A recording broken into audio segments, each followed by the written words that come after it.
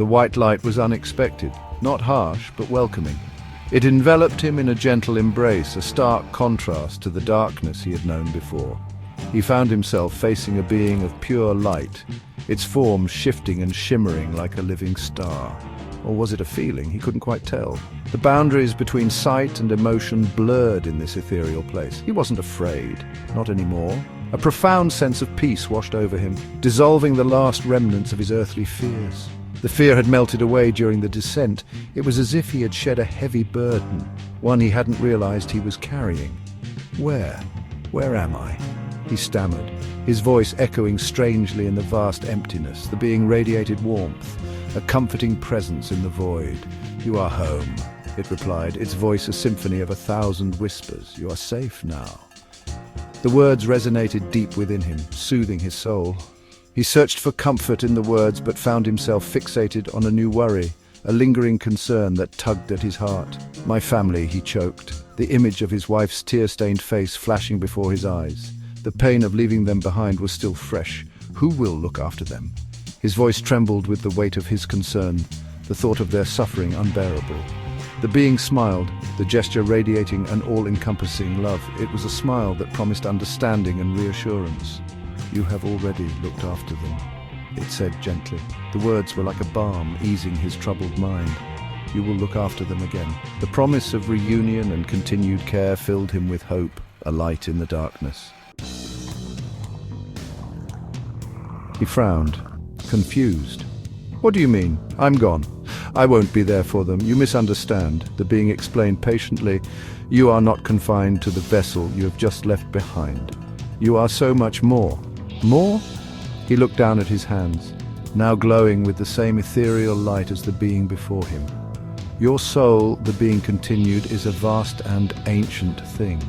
It carries within it the echoes of every life you have ever lived, every experience, every joy, every sorrow." He struggled to comprehend. Lives? He'd only lived once, hadn't he? As if reading his thoughts, the being elaborated. "You have walked this earth countless times, each life, a new beginning, a chance to learn and grow, and you are connected to every soul that has ever been or ever will be." "Connected?" he echoed, the word feeling alien on his tongue. "We are all part of a single, magnificent consciousness," the being explained, "a tapestry woven from the threads of every life. When you touched another soul with kindness, it was this consciousness experiencing itself." Section 4. The Tapestry of Time. His mind reeled. Abraham Lincoln?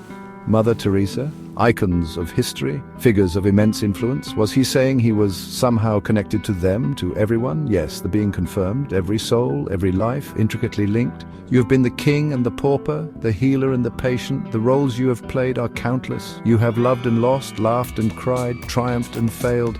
Each emotion, each experience a thread in the grand design, and through it all, your soul has grown.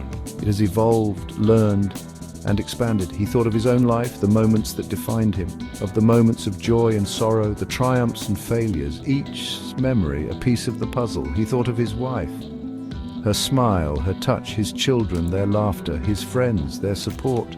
Were they all part of this grand tapestry too? The connection seemed endless. "Yes," the being replied once more.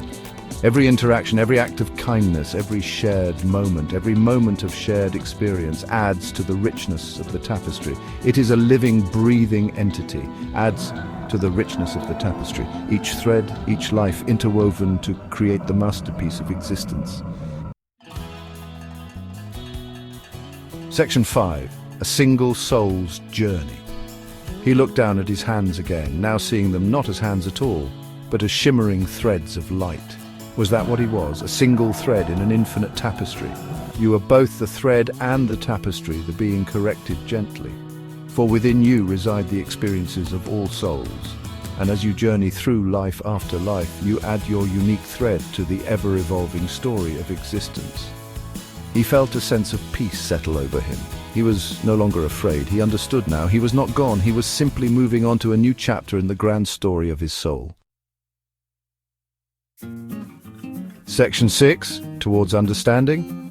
This chapter delves into the essence of human connections and the profound impact they have on our lives. "And my family?" he asked, one last question lingering in his heart. The memories of shared moments, laughter, and even tears weighed heavily on his mind. They will continue their own journeys, the being reassured him. Each path is unique, yet intertwined with love and understanding, and you will find each other again in this life or the next. The bonds you share are eternal, unbroken by time or distance. The bonds of love transcend time and space. They are the threads that connect us all, weaving a tapestry of shared experiences and emotions. He smiled, a feeling of profound peace washing over him. He was ready to embrace the unknown with a heart full of love and a spirit unafraid. He was ready to continue his journey, to experience all that the universe had to offer, knowing that he was a part of something much larger than himself. The vastness of the cosmos mirrored the depth of his soul. He was a part of everything. Every star, every breeze, every heartbeat resonated within him. The light intensified, enveloping him in its warmth. It was a reminder of the love and energy that flows through all living things. And then he was gone, his essence merging with the infinite, becoming one with the universe, off to weave new threads into the tapestry of existence. Each thread a story, each story a testament to the enduring power of love and connection.